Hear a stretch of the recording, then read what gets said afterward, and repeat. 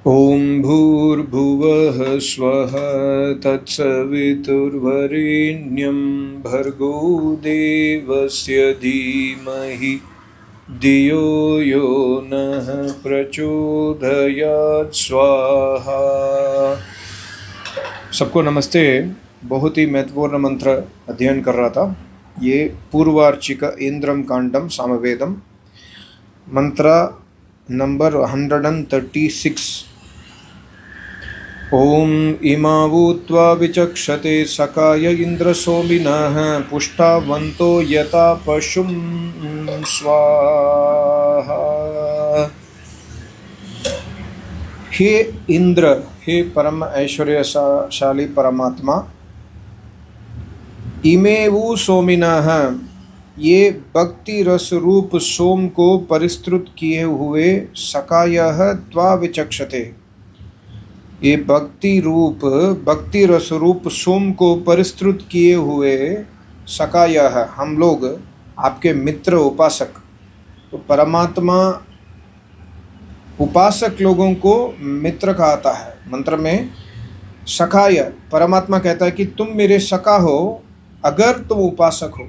तो यहाँ पर मंत्र में कहा सखायः त्वा विचक्षते, आपके मित्र उपासक त्वा, आपकी विचक्षते, प्रतीक्षा कर रहे हैं।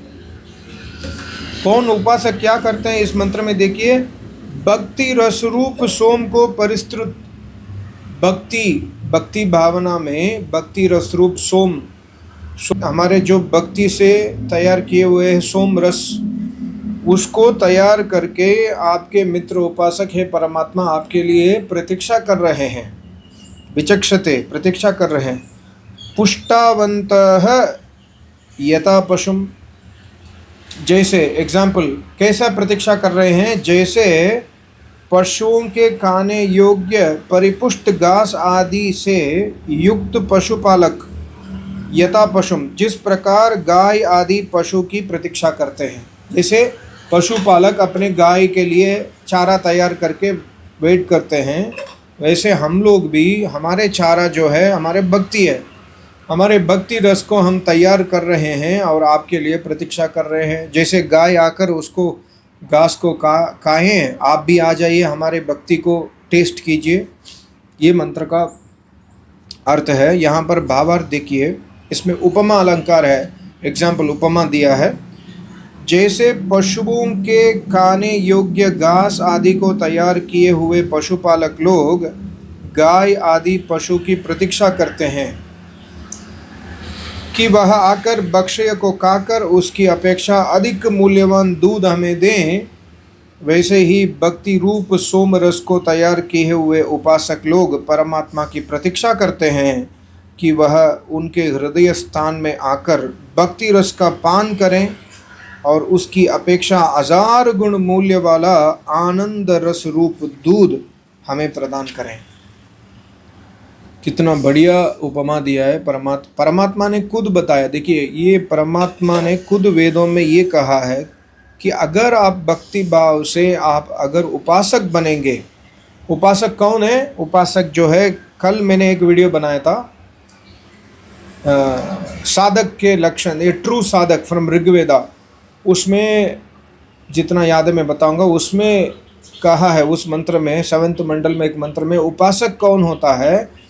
उपासक साधक वही होता है जो काम आदि शत्रु से लड़ता है, जो परमात्मा को प्रीति करता है, काम आदि शत्रु से लड़ता है। शायद इसमें भी मैं लिखा हूँ, एक सेकंड। जो ज्ञान अग्नि में परिपक्व होता है, अपने को तत्व ज्ञान से परिपक्व करता है, जो भद्र ही बोलता है, हमेशा सबके लिए भद्र का चाह रखता है और भद्र बोलता है, और संसारिक विषयों में कभी लीन नहीं होता है। हाँ, संसारिक विषय जो गृहस्थ का कार्य है उसको करता है, पर उसमें भी लीन नहीं होता है, और काम आदि शत्रु से लड़ता है और सदा कल्याण करने वाला होता है। ऐसे जो उपासक है ना, उसको उस मंत्र में कहा है, उसको वो नोबल मैन है, वो शुद्ध आत्मा है, उसको परमात्मा रक्षा करता है और परमात्मा प्रीति करता है उसको।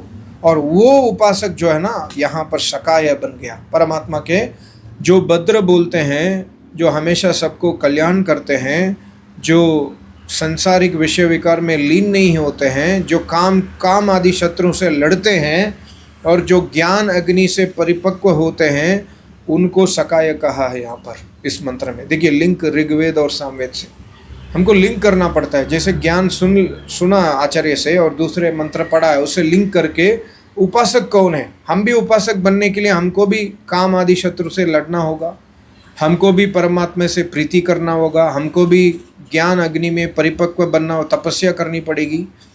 तो ऐसा अगर करें तो जैसे जो गो पशुपालक जो है वो घास तैयार करके रखता है, शाम को 5 बजे गाय को लेकर आता है वहाँ से और गाय को छोड़ देता है, गाय आकर चारा खाती है और दूध निकालता है, वो खाती रहती है, दूध निकालता रहता है। दूध बहुत मूल्यवान है घास से। वैसे ही है परमात्मा, हम भक्ति भावना से आपके लिए वेट कर रहे हैं। आप कब आएंगे हमारे अंदर, कब हम समाधिस्थ होंगे।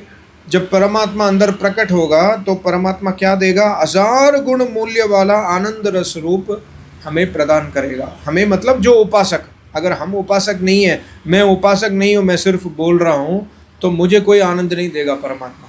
अगर मैं उपासक हूँ, अगर मैं ज्ञान अग्नि में परिपक्व हो रहा हूँ, अगर मैं काम आदि शत्रु से लड़ रहा हूँ, फिर परमात्मा ये मुझे भी देगा। अगर आप लोग ये कर रहे हैं, आपको देगा।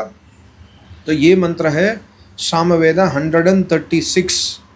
इमावूत्वा विचक्षते सकाय इंद्र सोमिनः पुष्टावंतो यथा पशु। ये गायत्री छंद है। इतने छोटे छोटे छोटे मंत्र है। इसके भूमिका में भी यही लिखा है कि अगले मंत्र में यह विषय है कि परमात्मा के सका लोग उसके दर्शन की प्रतीक्षा करते हैं। देखिए, तो अगर आप परमात्मा को सका मान रहे हैं तो ठीक है, हम लोग तो नहीं मानते। मैक्सिमम लोग परमात्मा को तो प्रीति नहीं करते हैं, वही प्रॉब्लम है।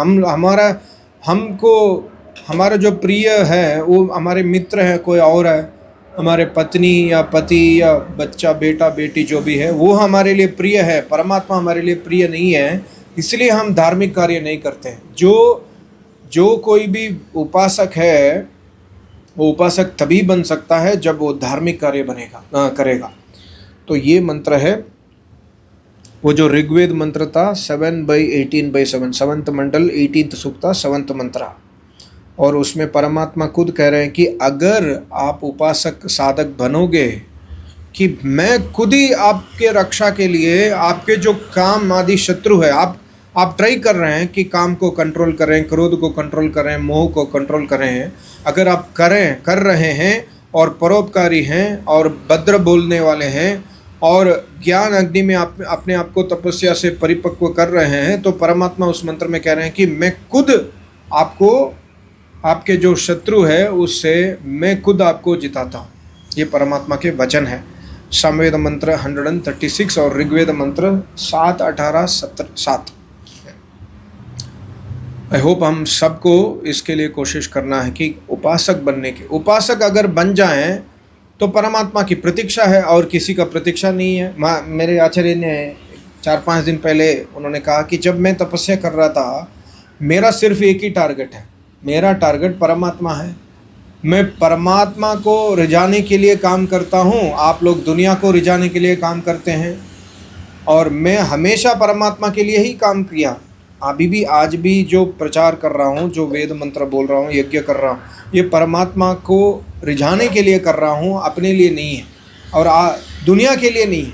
मतलब दुनिया अगर मुझसे नाराज़ होते हैं दुनिया, तो होने दो। पर मेरे आचार्य वो बात बता रहे थे कि कितने तकलीफ़ में उन्होंने तपस्या किए हैं। तो वो कह रहे थे कि दुनिया तो मुझे गलत बोलती थी, तो घर वाले भी नहीं समझते थे, ऐसा महाराज जी, आचार्य जी कह रहे थे। तो बस आचार्य जी का टारगेट था कि मुझे ईश्वर से मित्रता है और किसी से नहीं था। दुनिया से मित्रता अगर होता तो मैं तपस्या नहीं कर सकता था, तो मेरी मित्रता सिर्फ परमात्मा से था। तो ऐसा हम भी सकाय है। परमात्मा कह रहे हैं कि सकाय बनो, मेरे मित्र बनो। समझे कि आपके मित्र, अगर हम सपोज एग्जाम्पल के लिए आपके मित्र है या कोई अंबानी जैसा कोई है, बड़ा आदमी है, आप उनसे मित्रता करना चाहते हैं तो वो नहीं करेगा आपसे मित्रता। कब करेगा? जब आप उस जैसा पर्सनालिटी हो जाओगे, उस जैसा रिच हो जाओगे, तब वो मित्रता करेगा। और कोई नेता है, नेता आपसे मित्रता नहीं करेंगे। आप भी नेता बन जाओगे, लोकल में पॉलिटिशियन बन जाओगे, तो आपका भी फॉलोअर हो गया तो वो आपको मित्रता करेगा। आप उस जैसा बनना पड़ेगा तभी आपसे मित्रता करेगा। तो ऐसा ही परमात्मा से मित्रता करने के लिए हमको परमात्मा जैसा शुद्ध बनना पड़ेगा। मैं आचार्य ऑलवेज सेज दिस पॉइंट कि परमात्मा जैसा शुद्ध बनोगे तब आप खुद परमात्मा के मित्र बन जाओगे। परमात्मा इनजस्टिस नहीं करेगा, परमात्मा पक्षपात नहीं करेगा। नेता करेंगे, अंबानी इत्यादि बिजनेसमैन कर सकते हैं, पर परमात्मा न्यायकारी है। तो इसलिए परमात्मा से मित्रता करने के लिए हमको परमात्मा के हिसाब से हमको चेंज करना होगा। सुबह 4 बजे परमात्मा कहते हैं कि 4 बजे उठो, हमको 4 बजे उठना है। परमात्मा कहते हैं कि सुबह नाम स्मरण करो, हवन करो, हमको करना पड़ेगा। परमात्मा कहते हैं कि ब्रह्मचार्य धारण करो, हमको ब्रह्मचारी बनना पड़ेगा। परमात्मा कहते हैं कि झूठ नहीं बोलना, हमको झूठ नहीं बोलना पड़ेगा। अगर ये सब हम फॉलो करेंगे तब परमात्मा खुद हमारे पास हमारे पास ऑलरेडी है अंदर, पर प्रकट नहीं है। खुद वो अपने ज्ञान से हमको प्रकाशित करेंगे। ये आचार्य कोई भी आचार्य हैं, उनके भी आशीर्वाद यही है। आई होप आपको समझ आया होगा। ये बहुत ही महत्वपूर्ण सामवेद मंत्र है 136। सबको नमस्ते। ओम ओम ओम ओम।